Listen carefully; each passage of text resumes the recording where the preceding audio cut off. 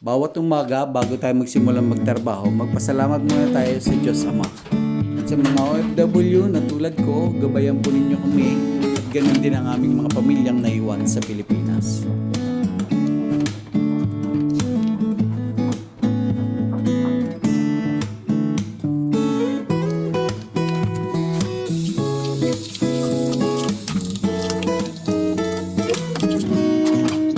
Ginawan ko po ng content itong kahit simpleng pagpipintura ng grills para dun sa hindi nakakaranas magpintura ng grills. Kasi napupuna ko ngayon ay talagang pamahal ng pamahal ang bayad sa mga magtatrabaho. Ganun din naman ang mga bilihin. Kaya normal na ang magtatrabaho ay magdadagdag ng kanilang singil sa kanilang kliyente. Ngayon po, kung kayo ay merong idea kung paano gagawin, hindi na kayo babayad, di po ba? Kaya naisipan ko na gawa ng content itong pagpipintura ng grills para maituro ko naman sa inyo ang aking kaunting kaalaman nang ako naman ay makatulong din sa ibang tao na gustong makatipid. Kaya ako po ginawa itong video na ito. Sana po matutunan ninyo. Step by step po. Una, atin pong lilinisin ang bakal para po pagpipintura natin wala nang gabo. Ayan, ililinisin po natin mabuti. Yan po merong mga lumot-lumot, tatanggalin po natin yan na mabuti. Para po pag nakot na yan ang pintura, kakapit po ang pintura doon sa bakal, hindi doon sa dumi.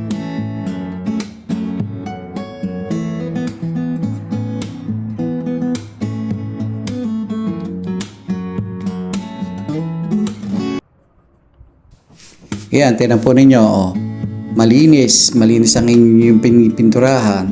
Ang inyong braso hindi nagdudumihit. Kasi marami ako nakikita mga pintor. Ang dudumin magtrabaho, ang dumi ng braso, napaka-aksaya sa pintura. Ngayon po, diyan sa aking mga tinuturo sa inyong teknik, para hindi naman po sayang ang inyong pintura, sayang din ang inyong oras paglilinis ng inyong mga braso. At tulad po ng sitwasyon ng pagpipintura ko ngayon, iisipin po lagi ninyo kayo ay ligtas na hindi kayo mapapahamak sa inyong pagtatrabaho.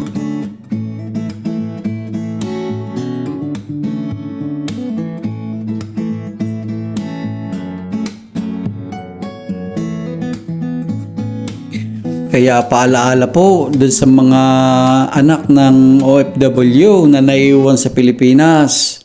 Mamahalin po ninyo inyong mga magulang at ang pagkakataon na kayo'y pinapapag-aral samantalahin ninyo na kayo'y makatapos at iwalang kasing ligaya ang inyong magulang pagka kayo'y nakatapos. At higit sa lahat, iyon naman ay para rin sa inyo.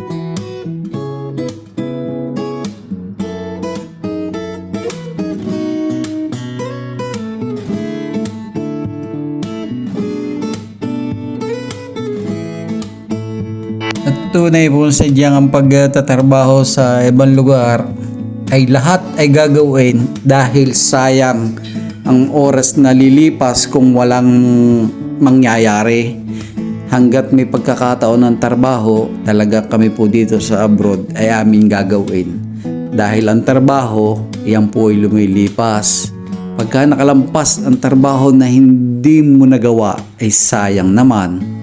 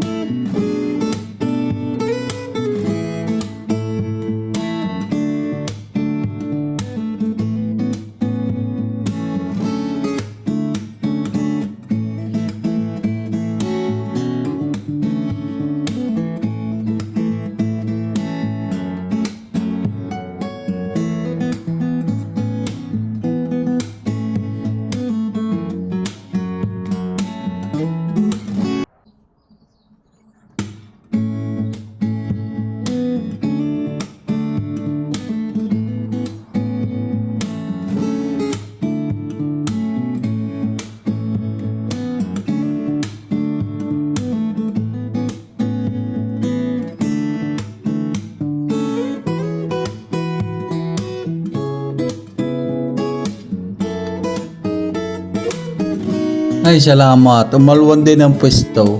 Pagkahaba-haba din ang ahon ay lulusong din yan. Yan ang aking katuwiran. Aalwan din.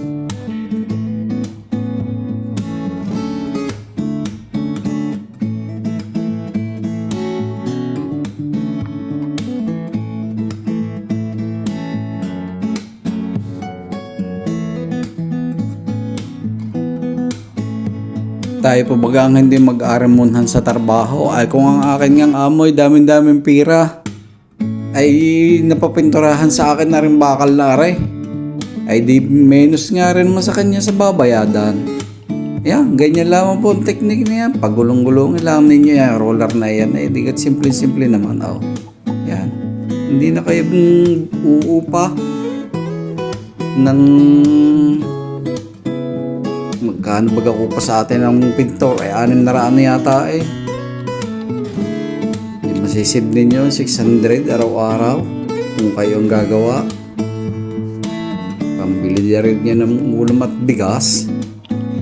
Ako po ay may hilingin sa inyo bago matapos itong video ito, paki-like naman po ng aking channel at paki-subscribe na rin at nang ako po naman ay lalong ganahan ng pag-upload ng mga ganitong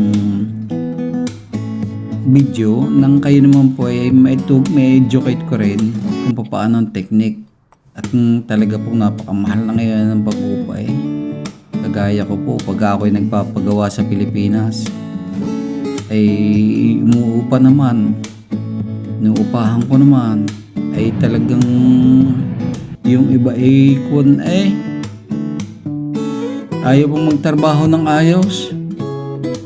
Eh, bukod sa upa ay meron pa akong paragalot ng ganahan ay lalo namang natamad eh, nagagastusan lang ako nung maglaon eh, na kaya upa na laang at nang hindi na akong pag-aaral sa gastos eh yun din naman.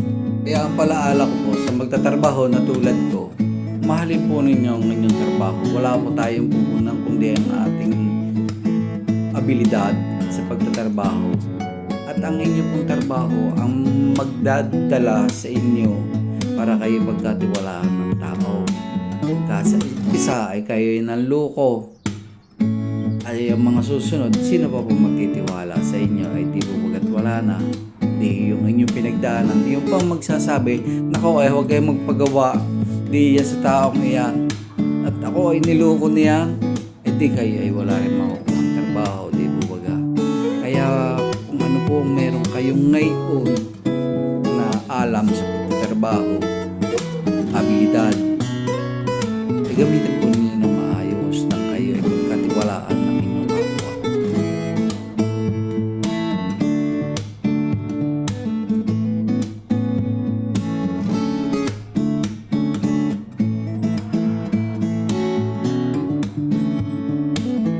Kaya po ko ganadong-ganado ng pagpipintura din na gawa ng aking background. Dancing Queen. Ay hala, sino ba hindi maupasayaw din, hindi gaganahan.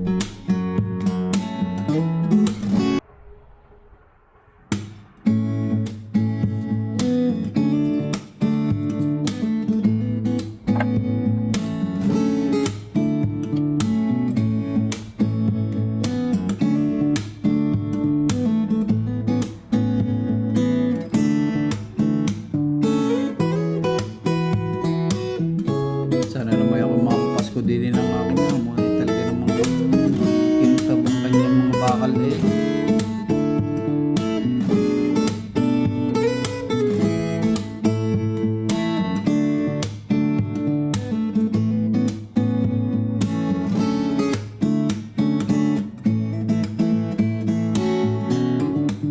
Paki-comment naman po kung hanggang saan nakarating ang aking itong video. At sa susunod na video, isa-shoutout po kayo. Sama-sama tayong manood at malibang sa aking pagtatrabaho. Salamat po ng marami.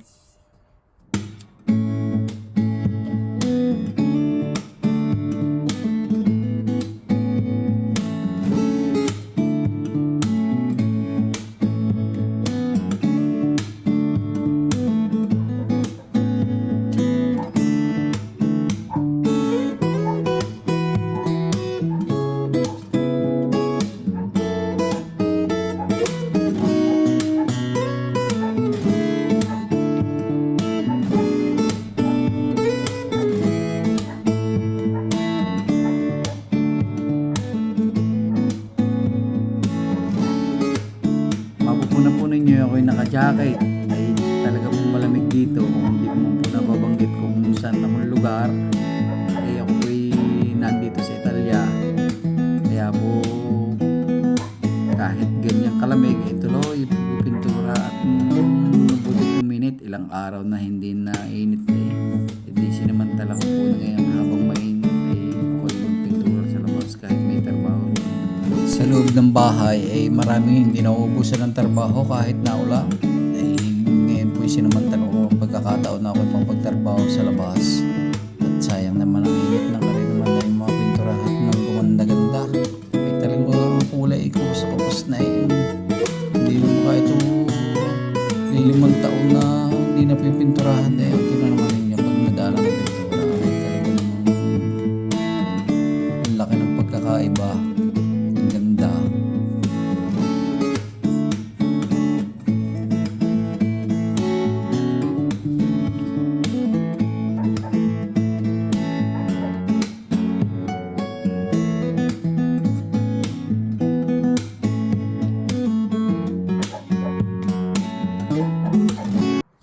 Galit na ang aso ng kapitbahay eh.